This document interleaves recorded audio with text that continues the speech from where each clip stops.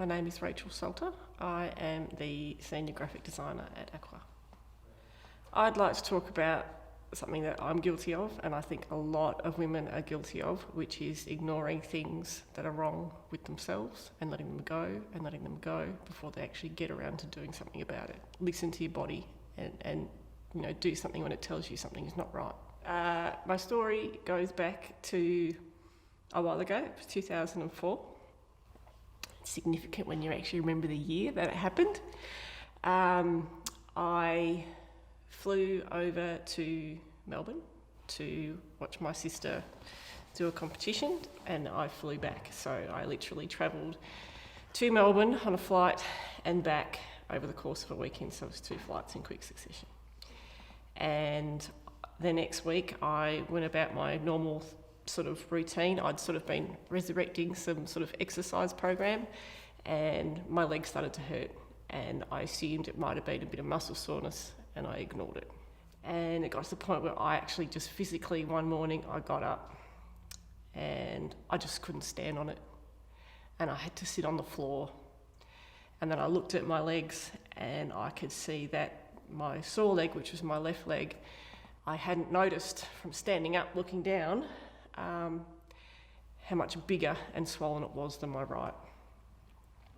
And I didn't realise because I didn't take any notice. So I went to the doctors, and she was very polite and very downplayed, like GPs are. They don't want to alarm you.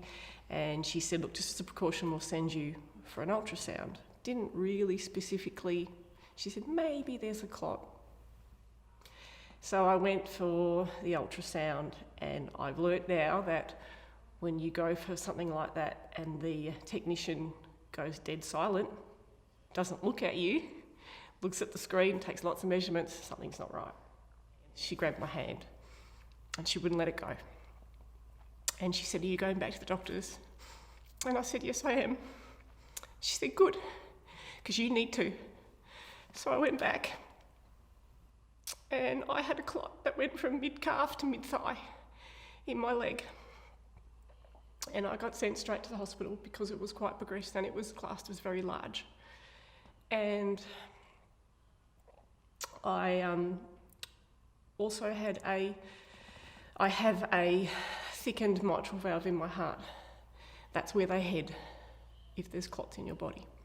So they sent me to the hospital, and they looked at what had been written, what I'd been sent with, and he casually asked me if, as they do, they don't scare you, they ask you casually, if I felt like I was coming down with a cold or I'd had any coughs. And I said, yeah, I thought I was coming down with a bit of a cold. So I was told in no uncertain terms that I wasn't going anywhere. And further testing showed I had multiple clots in my lungs. And I was very, very lucky that I finally went to the doctors when I actually did. And yes, that involved a hospital stay on blood thinning, got a fair few lectures from doctors and GPs on the fact that what I'd done had been quite silly. I hadn't listened to what my body was telling me, and I took too long to respond, but I was very lucky. And as it turns out, unbeknownst to me, my blood is too thick. I have an abnormality that I was oblivious to, and the 2 flights caused the problem. And the upside, I guess, of the story is that if that hadn't have happened to me, whilst it would have been better if I found out sooner rather than later, if that had not happened to me, I wouldn't have known about my blood. And it means that when it came to starting a family, the doctors that I saw, which was a few, because I was classed as high risk, their prognosis was all the same, was that if I hadn't have known and didn't know I had to be treated beforehand, I would have lost both my kids. I wouldn't have been able to carry them. So if it hadn't happened, I wouldn't have the children that I have. So, yeah, it's a bit of a harsh story, but it's just, you've got to listen to what your body tells you, and you can't ignore it. So sorry.